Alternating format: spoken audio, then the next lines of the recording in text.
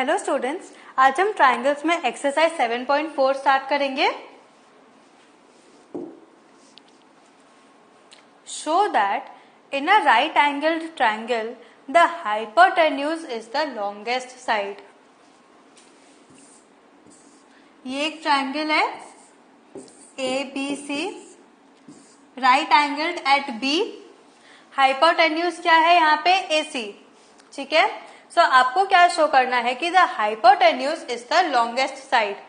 So in triangle ABC let angle B is equal to 90 degrees, तभी ये right angle triangle होगा। अब आपको पता है कि in a triangle the sum of all angles of a triangle is 180 degrees, correct. So angle A plus angle B plus angle C is equal to 180 degrees, correct. But angle B यहाँ पे 90 degrees दिया है, तो angle A plus angle C को आप एक bracket में रखो, plus angle B is equal to 180 degrees. So angle A plus angle C plus 90 degrees is equal to 180 degrees, correct. यहाँ पे हम क्या करेंगे? Angle A plus angle C plus 90 degrees is equal to 180 degrees. तो angle A plus angle C क्या हो जाएगा? 180 minus 90 that is 90 degrees. तो अब देखो एंगल बी यहाँ पे क्या था? 90 डिग्रीज। तो 90 डिग्रीज की जगह आप एंगल बी लिख सकते हो? हाँ, लिख सकते हो। So angle A plus angle C is equal to angle B, correct. Therefore angle B is greater than angle A and angle B is greater than angle C. ये क्यों हुआ? क्योंकि जो एंगल बी है that is equal to the sum of both angles of a triangle, that is angle B, angle A and angle C का sum है, जो मतलब angle A and angle C को जब आप ऐड करोगे तब जाके आपको एंगल बी मिलेगा। तो लॉजिकली ये पता ही चल रहा है कि angle B angle A and angle C से बड़ा है, इसीलिए angle B is greater than angle A. Therefore angle B is greater than angle A and angle B is greater than angle C. क्या कंक्लूजन निकला? कि angle B is the longest side, longest angle, largest angle, correct. क्या पता चला? Angle B is the largest angle and हमने theorem से समझा था कि the side opposite to the largest angle is longest. तो AC क्या हो गया? लॉन्गेस्ट साइड, एंड AC आपका क्या है यहाँ पे? हाइपोटेन्यूज। प्रूव हो गया? हो गया। समझ में आया? So according to theorem 7.7 in any triangle the side opposite to the larger angle is longer. तो side opposite to angle B is longer than side opposite to angle A, correct. क्योंकि आपका यहाँ पे क्या था?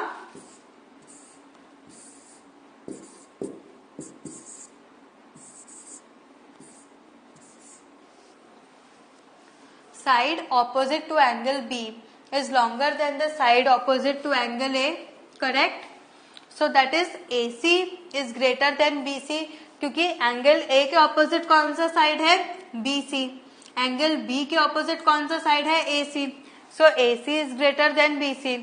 Similarly, angle B, the side opposite to angle B is longer than the side opposite to angle C, correct.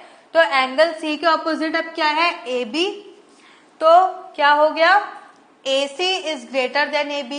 तो समझ में आ गया, hypotenuse AC is the longest, way AC is your hypotenuse.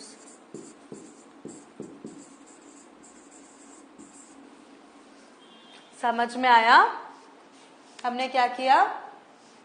Next, sides AB and AC of triangle ABC are extended to points P and Q respectively. That is, sides AB and AC of triangle ABC are produced to points P and Q respectively. Also, angle PBC is less than angle QCB. ये आपको दिया है कि angle PBC is less than angle QCB. Show that AC is less than AB। आपको क्या show करना है कि जो AC है AC is less than AB। ठीक है, तो अब आपको पता है कि in a triangle ABC, angle ABC plus angle PBC is equal to 180 degrees by linear pair and BC is the line.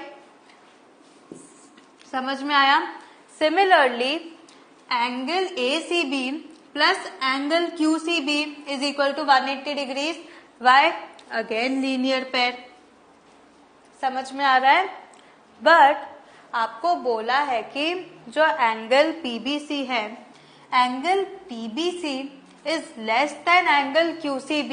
ये आपको दिया हुआ है क्वेश्चन में, करेक्ट? तो एंगल ABC क्या हो जाएगा? Greater than angle ACB। Angle ABC क्या हो जाएगा? Greater than angle ACB, correct? So the sides opposite to angle ABC is greater than the side opposite to angle ACB।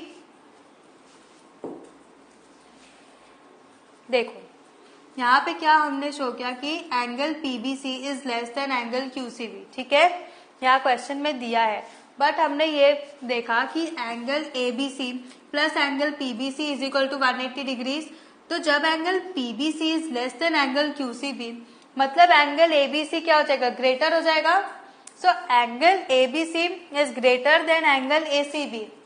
अब हमें पता है कि जब side opposite to the larger angle is longer, correct? हमें ये पता है कि जो एक लार्जर एंगल है उसके ऑपोजिट में जो साइड होगा वो लॉन्गर होगा। इसीलिए यहाँ पे AC is greater then AB आया, क्योंकि एंगल ABC के ऑपोजिट क्या था? AC, एंड एंगल ACB के ऑपोजिट क्या था? AB। और आपको क्या प्रूव करना था? आपको यही शो करना था कि AC is greater then AB। समझ में आया हमने क्या किया? नेक्स्ट,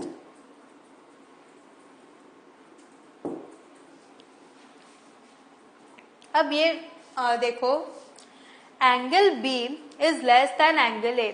यहाँ दिया है कि ये जो एंगल है, एंगल B एंगल A से छोटा है, and angle C is less than angle D। Angle C यहाँ पे एंगल D से छोटा है। ठीक है, show that AD is less then BC। अब आपको ये शो करना है कि ये जो लाइन है AD, ये लाइन BC से छोटा है। समझ में आया? आपको क्या शो करना है? सो वेरी इजी, देखो, since angle B is less than angle A, मतलब क्या हो गया? Angle A is greater than angle B, correct? तो जब angle A is greater than angle B, मतलब the side opposite to the larger angle is longer, correct? तो मतलब OB क्या हो जाएगा? Side opposite to angle A क्या है? OB, and side opposite to angle B क्या है? OA। That is OB is greater than OA, correct? Side opposite to the larger और ग्रेटर एंगल इज लॉन्गर। इतना समझ में आया? अब हम देखते हैं एंगल C और एंगल D। यहाँ पे दिया है कि angle C is smaller than angle D, मतलब angle C is smaller to angle D। इसका मतलब क्या हो जाएगा? Angle D is greater than angle C, correct? Angle D is greater than angle C। तो एंगल D के opposite क्या है? OC, एंड एंगल C के ऑपोजिट क्या है? OD। तो ये क्या हो जाएगा? OC is greater than OD।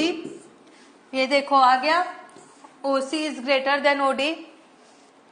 Same जैसे हमने ट्रायंगल ABO में देखा था, वैसे ही सेम मेथड से हमने ट्रायंगल ODC में भी ये चीज देखा, करेक्ट? समझ में आया कैसे हुआ?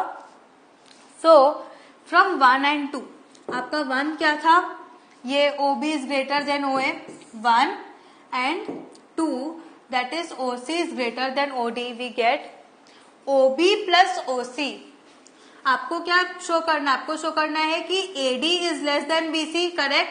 सो OB plus OC is greater than OA plus OD, correct, क्योंकि BC कौन से दो लाइंस के ज्वाइनिंग से बना है, BO एंड OC के, करेक्ट, एंड AD कैसे बना है, AO प्लस DO से।